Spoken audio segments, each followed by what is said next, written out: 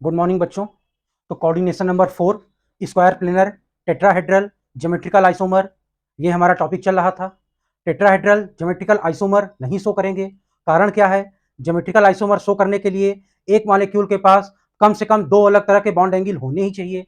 Tetrahedral में सारे bond angle एक जैसे होते हैं, 109.5 डिग्री, इसीलिए टेट्राहेड्रल ज्योमेट्रिकल आइसोमर शो नहीं करते।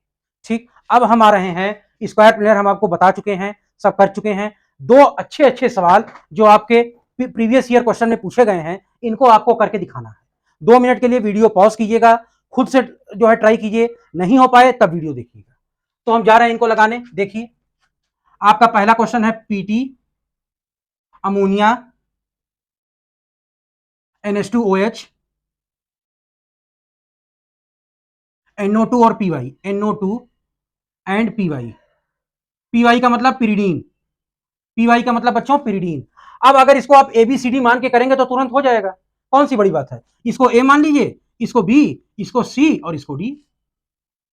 A के अपोजिट B है और C के अपोजिट D है, पहला हो गया केस। A के अपोजिट C है और B के अपोजिट D है, जो मैं बताया था आपको। A के अपोजिट D है और B के अपोजिट C है। तीन केस आए कि नहीं आए, वही आपको लगाना है बच्चों। ठीक है, अब अमोनिया आपका A है, NH2OH B है, तो प्लेटिनम को यहां लिख लो। एक हो गया अमोनिया और एक हो गया आपका NH2OH। फिर आपने ऊपर खींचा लाइन। NO2 और पिरिडीन एक दूसरे के क्या है? एंटी है। NO2 और पिरिडीन एक दूसरे के क्या है? एंटी है। ये आपका हो गया पहला स्ट्रक्चर। कौन सा ज्योमेट्रिकल आइसोमर बना? पहला। ठीक, अब आओ, ए के अपोजिट सी है।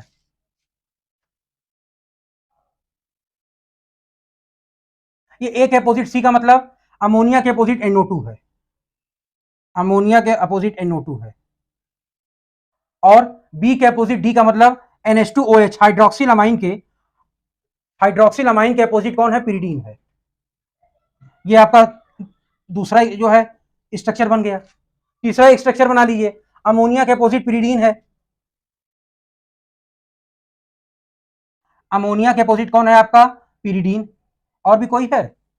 NH2OH के अपोजिट है आपका NO2। हाइड्रोक्सिल अमाइन के अपोजिट कौन है बच्चा? आपका NO2 है। तो यही मैंने आपको बताया था, यही चीज मैंने आपको बताई थी।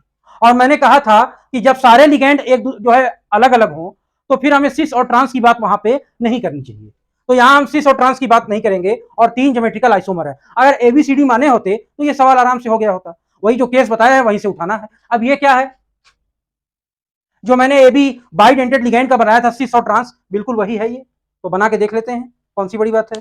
तो अब हम जो AB पढ़े थे, सिस और ट्रांस, दो केस आया था। सवाल उठता है सर GLY का फार्मूला क्या होगा? तो GLY का फार्मूला आपको बताया गया है प्रीवियस वीडियो में, ग्लाइसिनेट। जब आप इसका IUPAC नेमिंग करेंगे तो ग्लाइसिनेटो हो जाएगा। चलिए, प्लेटिनम, फार्मूला पहले जान लें। GLY का फार्मूला क्या होता है? CH2 NH2 lone pair C double bond O minus. Metal ion को एक लोन पेयर यहां से मिलेगा, एक यहां से मिलेगा, इसीलिए कहा गया है बाइडेंटेड। तो चलिए बनाते हैं।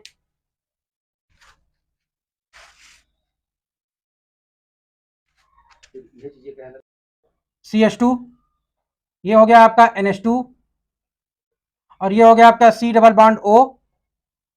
ये हो गया एक लोन पेयर यहां से, एक यहां से। चलिए बन गया।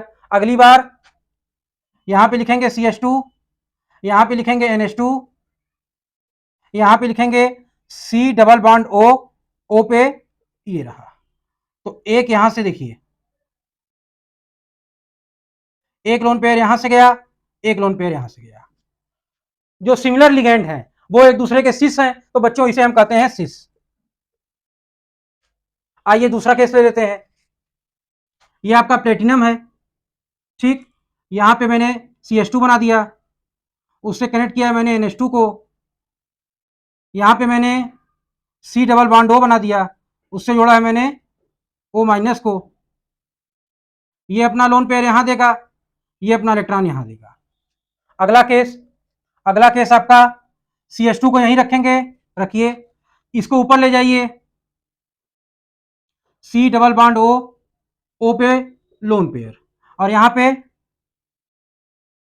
NH2, लोन पेयर, एक यहां से लोन पेयर और एक लोन पेयर यहां से, ये आ गया।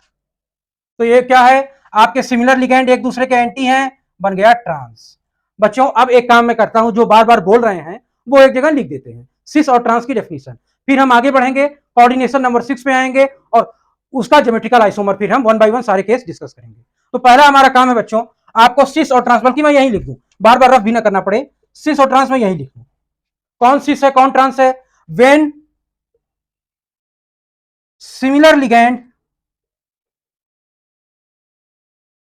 जब सिमिलर लिगेंड, सारे के सारे सिमिलर लिगेंड, ठीक, are at 90 degree to each other, they are called cis isomer is formed, cis isomer is formed। सवाल उठता है बच्चों ट्रांस किसे कहेंगे आप, तो ट्रांस की डेफिनेशन भी लिखी लो, when similar ligand are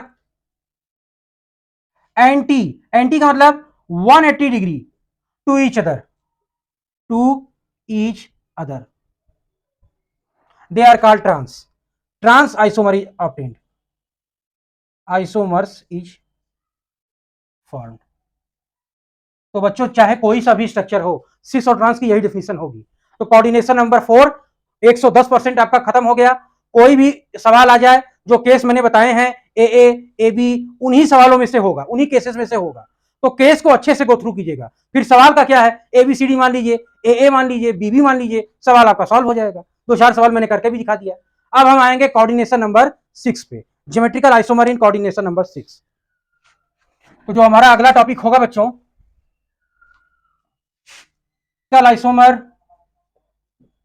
isomer कहां पे, इन कोऑर्डिनेशन नंबर, कौन सा कोऑर्डिनेशन नंबर 6, कोऑर्डिनेशन नंबर 6 मतलब ऑक्टाहेड्रल। और जो कि आप पढ़ भी चुके हैं, ऑक्टाहेड्रल की स्प्लिटिंग होती है EG और T2G, और उसका हाइब्रिडाइजेशन क्या होता है, आपने VBT में इसको भी गो थ्रू किया था। अगर इनर है ऑर्बिटल तो D2sp3, आउटर है ऑर्बिटल तो sp3d2। ये वाला ज्यादा स्टेबल था, energy gap, energy profile diagram सब मैंने आपको बताया था।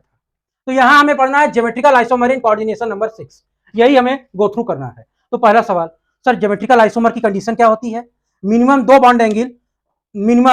बॉन्ड एंगल अलग डिफरेंट होना चाहिए। बना लेते हैं डायग्राम, पहले डायग्राम देख लेते हैं, फिर आगे का केस देखेंगे। L1 L2 L3 L4 L5 L6, तो ये तो था हमारा। अब हमसे कोई कहेगा बॉन्ड एंगल बिटवीन L1 और L2 क्या होगी, तो हम कहेंगे सिस।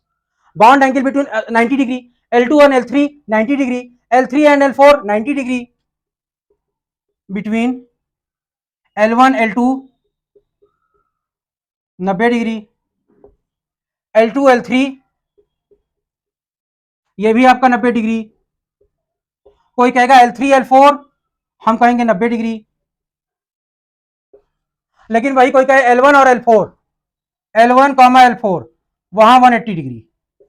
कोई कहे L6 और L3, हम कहेंगे 180 डिग्री। तो अगर ऐसा केस बन रहा है कि दो अलग अलग बॉन्ड एंगल हमको देखने को मिल रही है, तो हम कह सकते हैं कि octahedral geometry shows geometrical isomer, कि ऑक्टाहेड्रल वाली जो ज्योमेट्री है हमारी वो GI शो करेगी। ये तो था जनरल केस, और जनरल केस पढ़ा के हम बच तो सकते नहीं, हमें डिफरेंट केसेस आपको बताने पड़ेंगे। तो अब हम क्या करेंगे, कुछ चीजों को ब्लैक बोर्ड से रफ करेंगे और आपके सारे केसेस लिखेंगे कि अलग अलग तरह के डायग्राम यहां बन सकते हैं और उन पे बात करेंगे।